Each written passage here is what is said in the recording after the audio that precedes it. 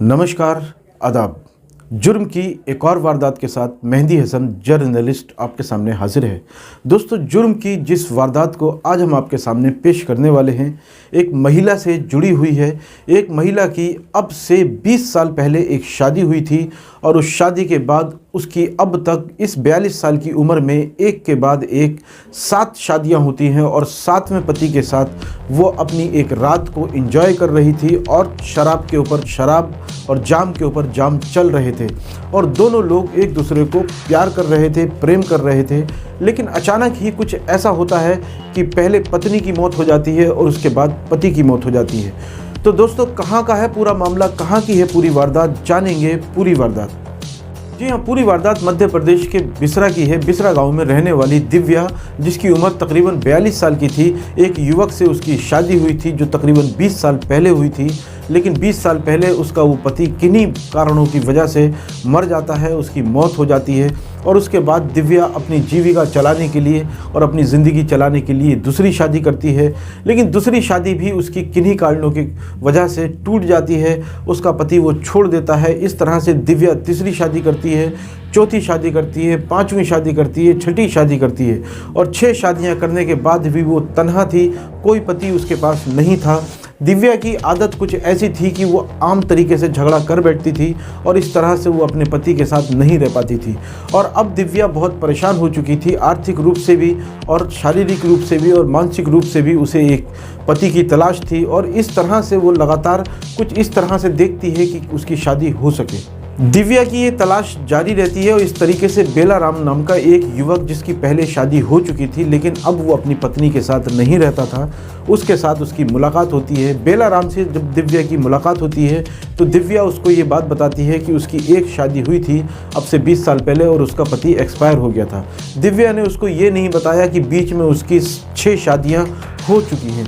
और इस तरह से बेला राम दिव्या के करीब आता है और कुछ दिनों के बाद उसके अट्रैक्शन में आकर और उसके आकर्षण में आकर वो उससे शादी का प्रस्ताव रख देता है। दिव्या को तो जैसे मुंह मांगा खजाना मिल गया और उसके बाद दिव्या उसको एक्सेप्ट कर लेती है और दोनों की शादी हो जाती है। अब दिव्या और बेला राम पति पत्नी की तरह रहते थे। कुछ समय तक तो सब कुछ सही चला, लेकिन बाद में उसके, जैसी कि दिव्या की आदत थी या फिर दिव्या की किस्मत थी कि उसकी लड़ाई फिर से अपने इस पति के साथ होने लगती है। बेला राम इस कदर परेशान हो चुका था कि वो अब दिव्या से कहता है कि वो उससे निजात पाना चाहता है, छुटकारा पाना चाहता है, वो उसके साथ नहीं रहना चाहता। लेकिन दिव्या की ये मजबूरी थी क्योंकि उसके पहले भी 6 पति उसे छोड़कर जा चुके थे, एक मर चुका था और अब उसको जीने के लिए, सहारे के लिए एक पति की ज़रूरत थी।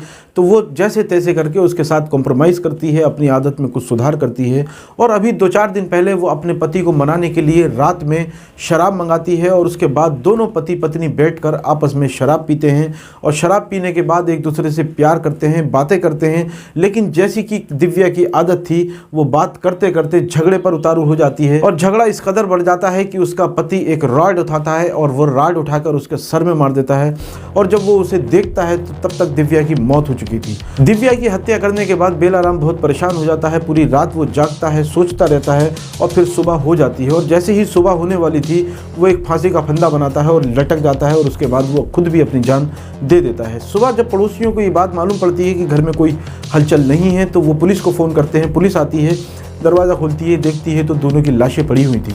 उसके बाद वो पड़ोसियों से पता करती है तो पड़ोसी ये बताते हैं कि रात में हमने झगड़े की आवाज़ तो सुनी थी, रात में दिव्या की ज़ोर ज़ोर से आवाज़ें आ रही थी, लेकिन कुछ देर के बाद सब शांत हो गया था और हम ये समझ बैठे थे कि दोनों का झगड़ा ख़त्म हो गया और लोग सो गए। और इसके बाद पुलिस दोनों का पंचनामा भरकर उसका पोस्टमार्टम कराती है। जिस तरीके से हमने देखा कि इस महिला की, जिसका नाम दिव्या था, इसने अपने आप को, अपने गुस्से को इस कदर आउट ऑफ कंट्रोल कर रखा था कि उसको अपना गुस्सा बर्दाश्त नहीं था और इसी वजह से उसके पहले पति की मौत के बाद एक 7 शादियां उसकी टूटती जाती हैं और 7वें पति के साथ भी उसके साथ कुछ जिस तरह का होता है, ये सब आपके और हमारे सामने है। तो आप इस मामले पर क्या कमेंट करना चाहेंगे कि इसमें उसके पति की गलती है या फिर दिव्या की गलती है? दोस्तों, जुर्म की वारदातों के साथ लगातार मैं आपके सामने हाजिर होता हूं और ये लक्ष्य होता है, ये टारगेट होता है कि समाज सतर्क हो सके, समाज सावधान हो सके। दोस्तों, आपको अगर हमारी वीडियो अट्रैक्टिव लगती है, इन्फॉर्मेटिव लगती है तो हमारी वीडियो को लाइक करें, शेयर करें और चैनल को सब्सक्राइब करें। दोस्तों, आप अगर हमसे बात करना चाहते हैं या आप अपने क्षेत्र की किसी घटना से हमें अवगत कराना चाहते हैं तो हमें कमेंट बॉक्स में कमेंट करें। शुक्रिया, धन्यवाद।